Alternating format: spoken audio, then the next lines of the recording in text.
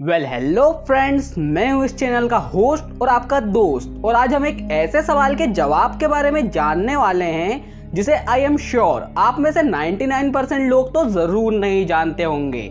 So guys, चलिए बिना time waste किए वीडियो स्टार्ट करते हैं। हम सभी ने कई बार बियर ग्रिल्स को मैन वर्सेस वाइल्ड लाइफ में फ्लिंट की मदद से आग जलाते तो जरूर देखा है। और मैं ये पूरे दावे के साथ कह सकता हूँ कि आपके मन में भी ये ख्याल तो जरूर आया होगा कि लाइटर में भी कोई ऐसा ही पत्थर होता होगा जो स्पार्क क्रिएट करता है, क्योंकि जब हम उसके बटन को प्रेस करते हैं तो उसमें से कुछ फ्रिक्शन सी आवाज निकलती है।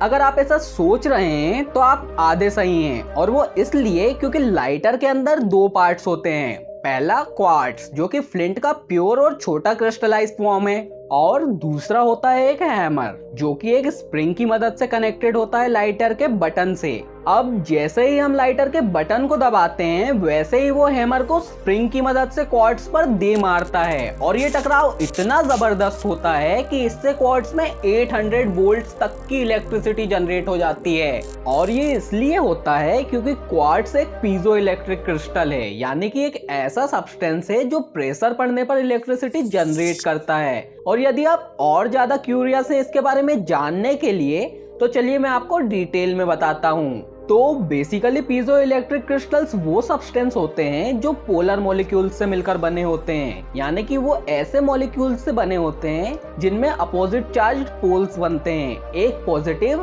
और दूसरा नेगेटिव। इन पोल्स का बनना तभी मुमकिन है जब वो मॉलिक्यूल ऐसे एटम्स से बना हो जिनकी इलेक्ट्रोनेगेटिविटी में डिफरेंस हो, यानी कि इनके एटम्स के पॉजिटिव और नेगेटिव चार्जेस में अंतर हो। जैसे फॉर एग्जांपल क्वार्ट्ज बने होते हैं सिलिकॉन डाइऑक्साइड से, जिसमें ऑक्सीजन ज्यादा इलेक्ट्रोनेगेटिव होता है सिलिकॉन से, और इलेक्ट्रोनेगेटिविटी में इस डिफरेंस की वजह से ऑक्सीजन सिलिकॉन के इलेक्ट्रॉन्स को हल्का सा अपनी तरफ खींचता है, और इलेक्ट्रॉन सिलिकॉन से दूर जाते हैं, जिस कारण उसके ऊपर पार्शियली पॉजिटिव चार्ज आ जाता है।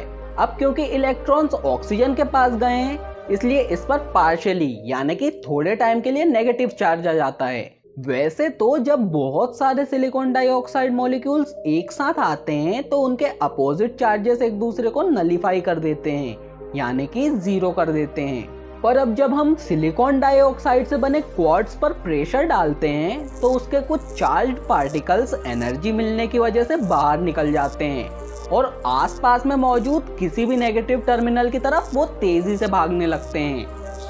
था ना बिल्कुल सिंपल। बट गाइस, ज्यादा टाइम वेस्ट ना करते हुए चलिए हम आते हैं अपने वीडियो की टॉपिक की तरफ। तो गाइस देखो, क्वार्ट्ज के अंदर 800 वोल्ट्स की एनर्जी होती है, पर लाइटर की मेटेलिक बॉडी में कोई एनर्जी नहीं होती, और इसलिए वो क्वार्ट्ज के सामने नेगेटिव बिहेव करता है, एंड इसलिए डन हो गया सर्किट कंप्लीट। अब जैसे ही हम लाइटर के बटन को दबाते हैं वैसे ही क्वार्ट्ज में मौजूद एनर्जी सेंटर से होकर मेटेलिक बॉडी की तरफ मूव करती है, जिसे हम स्पार्क के रूप में देखते हैं। सो गाइस, ये था किचन लाइटर के पीछे का साइंस। यदि आपको वीडियो अच्छी लगी हो या फिर कुछ भी नया सीखने को मिला हो तो वीडियो को लाइक जरूर करिए, क्योंकि लाइक वही करता है जिसका दिल बड़ा होता है। यदि आप हमारे चैनल पर नए हैं तो चैनल को सब्सक्राइब कर लीजिए। यहाँ पर हम ऐसे ही चीजों के पीछे के साइंस को जानते हैं। और हाँ, साथ ही बेल आइकन को भी ऑल पर सिलेक्ट कर दीजिए ताकि आप हमारी वीडियोस देख सकें सबसे पहले। तो हम मिलते हैं आपसे अगली वीडियो में, तब तक आप इस वीडियो को शेयर करिए। एंड थैंक्स हमारे साथ एंड तक बने रहने के लिए। Bye bye.